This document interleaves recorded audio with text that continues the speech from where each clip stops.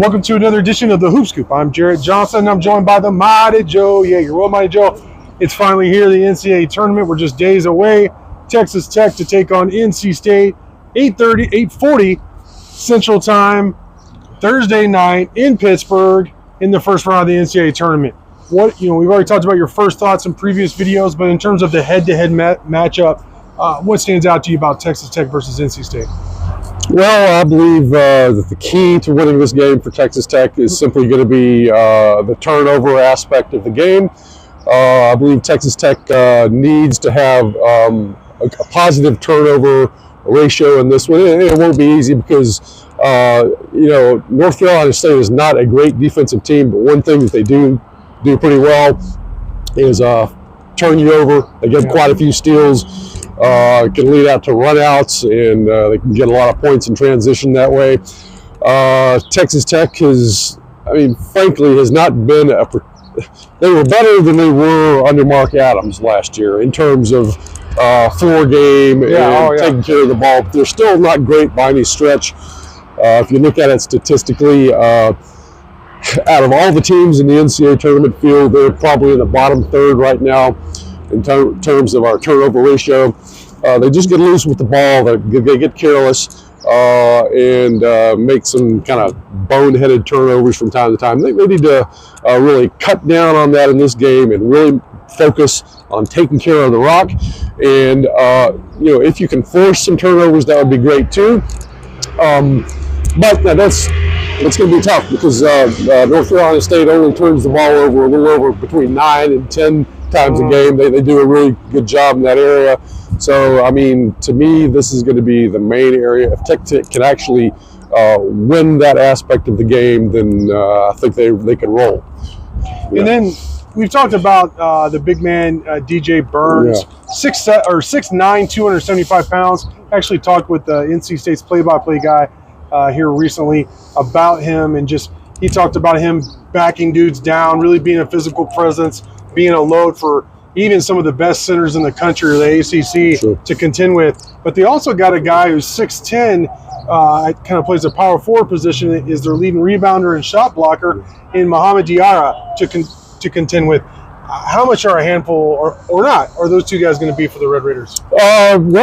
They present some challenges, certainly. And, of course, the presence or lack of presence of Warren Washington is going to be a factor there. If Warren doesn't go, they will definitely have a size advantage, because then you're talking about 6'8", 6'9". Yalaho, I think he's 6'9". He's listed at 6'8", and Robert Jennings, 6'7". Yeah.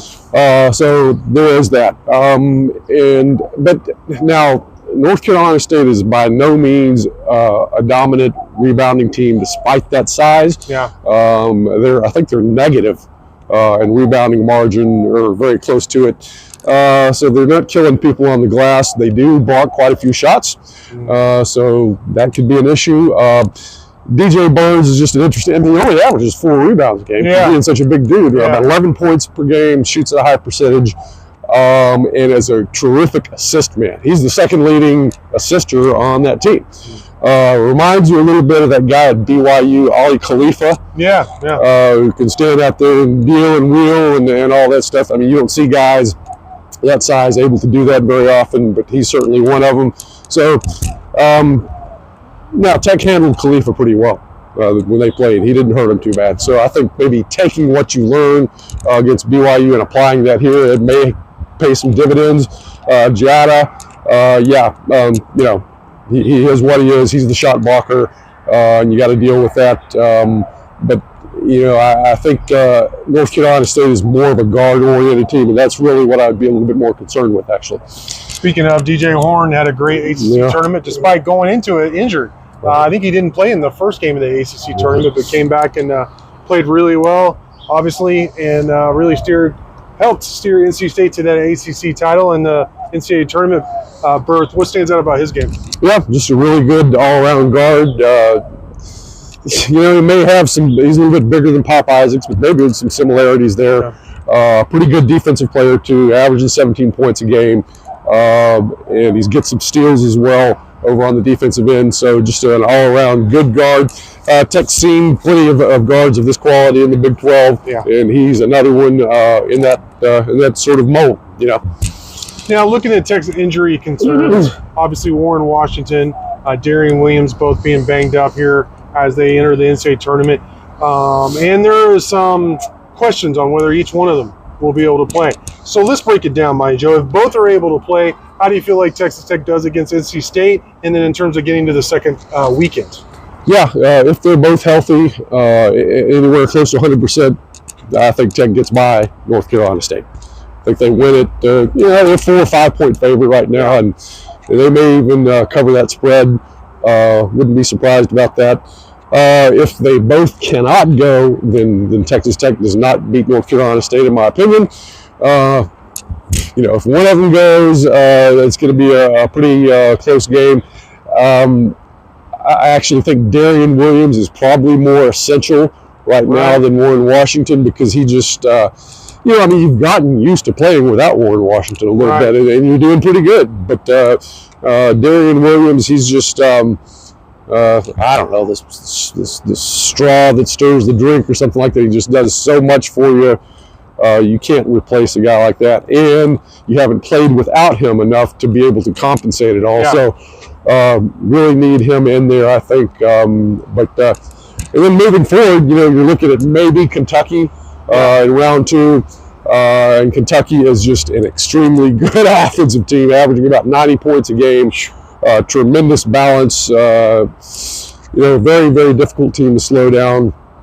And you would need all hands on deck to have a shot.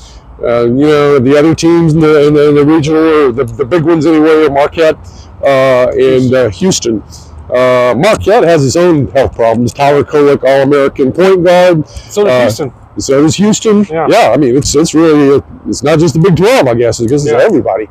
But if Kolek can't go, I mean, it looks like he's going to play for Marquette. But, again, how does he reintegrate? I think Texas Tech can actually beat Marquette. I think I feel like Kentucky is a more difficult challenge probably for Texas Tech than Marquette. And then Houston, that's way on down the road. Obviously, Tech has not been competitive remotely with Houston. Not the matchup that I want to see. But the NCAA tournament, nothing goes according to form ever. So I think you can expect an upset or two. Hopefully Texas Tech is not a victim of one of those upsets in the first round. One of the more interesting things about the NCAA tournament to me is the deeper you go, the more matchups and the X's and O's, the chess game, if you will, and coaching matters from what I've seen.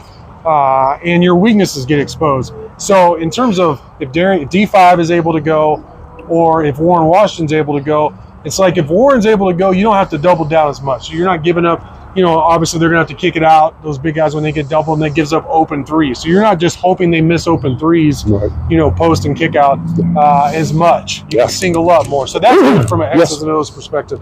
But then Darian Williams, like you said, I mean, he was averaging, 17 points and 10 rebounds for like an 8 or 9 game stretch. He was being dominant, really in kind of a quiet, not having to force the issue. I say quiet just because he's not a ball-dominant player. Even though they were going through him a lot more, as the season wore on. And he is such an unselfish player.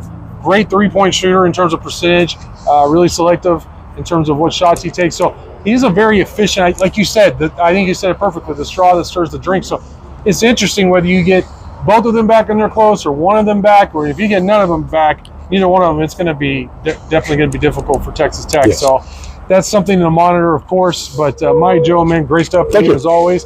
Thank you all for watching, and until next time.